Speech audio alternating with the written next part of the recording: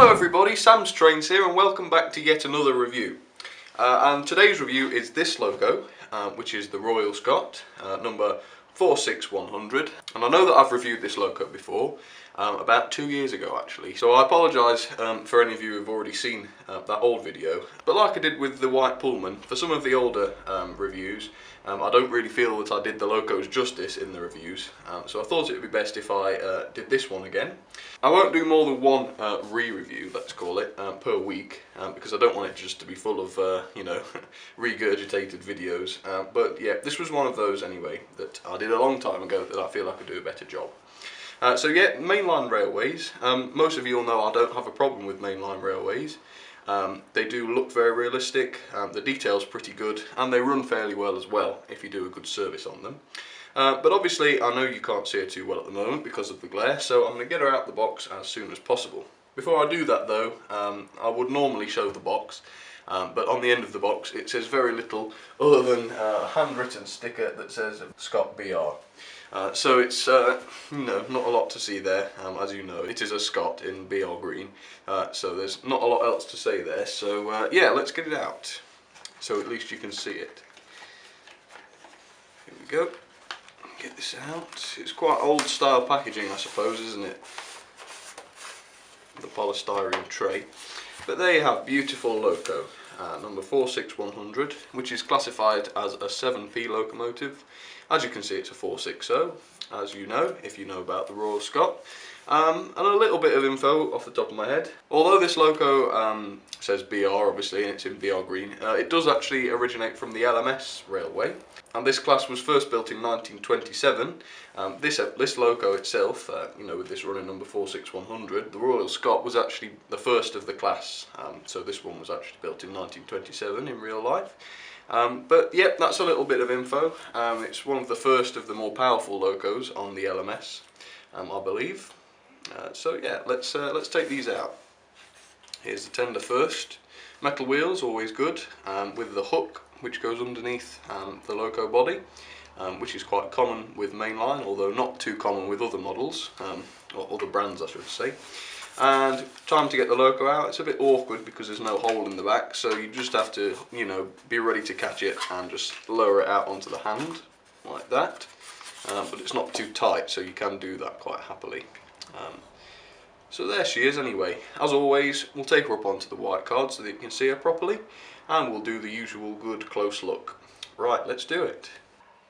Alright, welcome back. There she is against the white paper, looking absolutely gorgeous. Before I do start with the review as such, there is one thing to bear in mind, and if you didn't know already, that is that these locos are by no means modern locos. In fact, I believe that they are even pre-Bachmann, which, you know, they could be 20 years old or more, you know.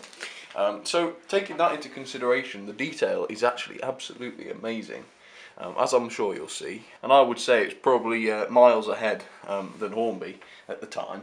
And even today, I still think these are really, really good locos in terms of detail. And they really do stand up to locos that are coming out today, you know, which says something. So mainline locos, they might not be mechanically great, but certainly you won't find any better detailed models from that era than mainline, in my opinion anyway. It could differ, but there we go. 460 Royal Scot. And I suppose we'll start with the nameplate. As you can see, there is the Royal Scot nameplate, but underneath it there's a whole chunk of text. Now, I don't know if it's readable or not. It looks slightly worn, doesn't it? So it could be that, you know, someone's worn it away with their fingers or whatever. But I'll try and zoom in. I have no idea if it's actually legible or not, but I suppose I'll know when I look back at the footage. But yeah, that's always nice. I always like it when text at least looks as though it could be legible, which is great. You've got plenty of rivets for the age, a whole lot of them around the cab and the tender, which we'll come on to later.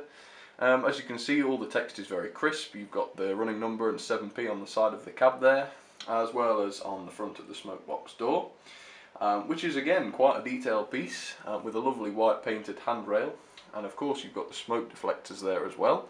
Again, they're quite realistic smoke deflectors. They're not just bits of plastic that have just been stuck on. like a lot of the old ones were.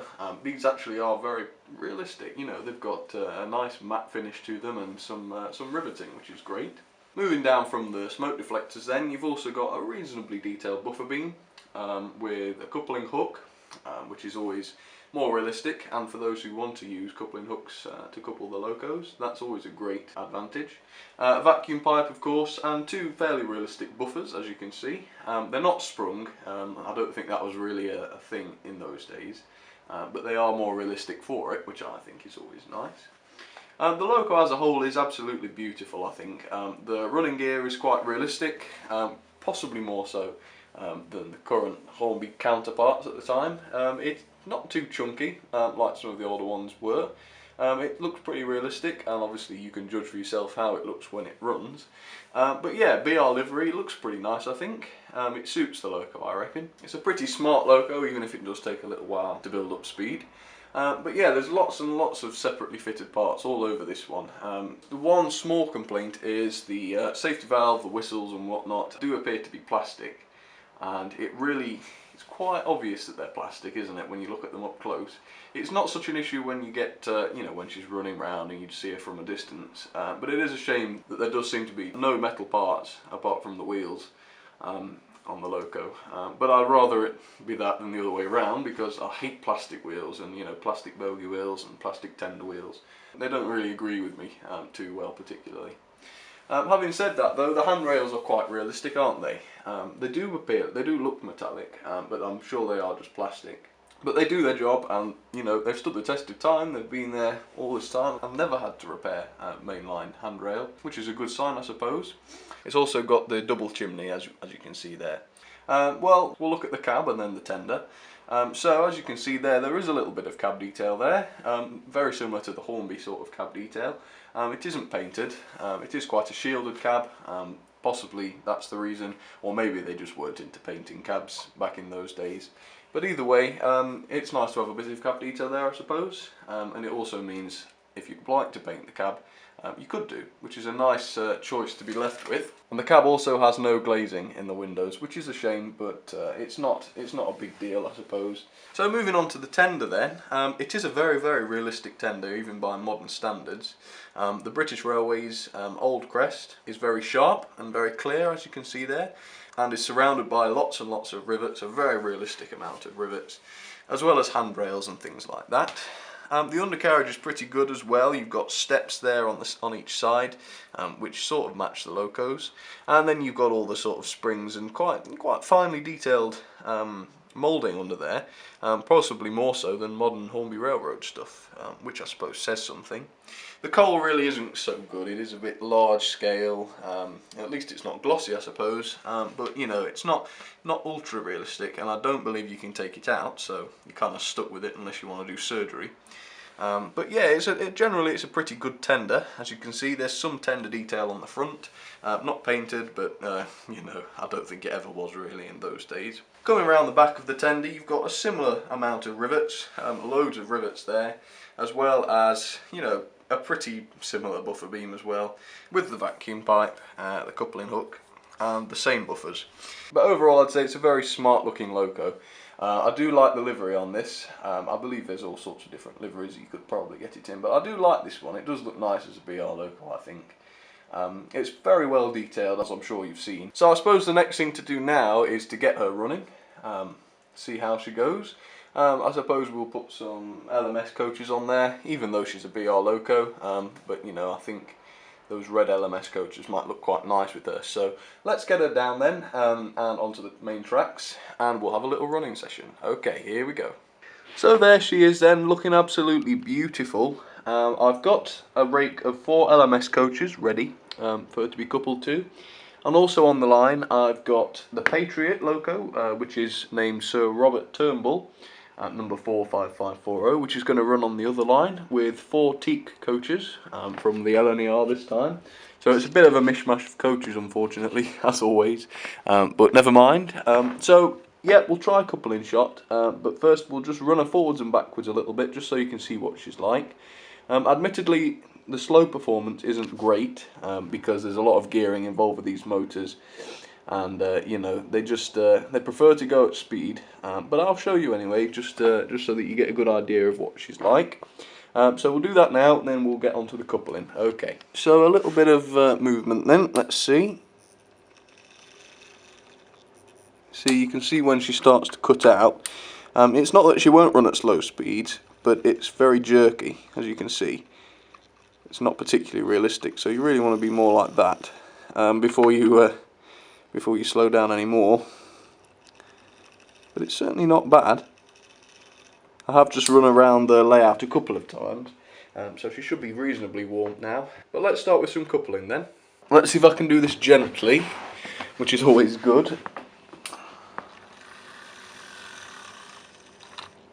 Yep, not bad. So she goes slow enough that you can do a good gentle coupling with her anyway, which is all we need, isn't it?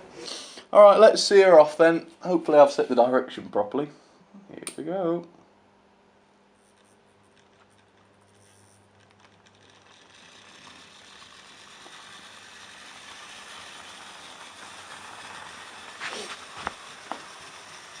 And we'll do the same with Robert as well. I'm convinced that this is actually the exact same chassis, probably the exact same body too, with a slightly different paint job. But either way, she runs just as well, which suits me. So let's start her off as well. And there we go. Well, they are noisy, these girls, but I don't mind that so much.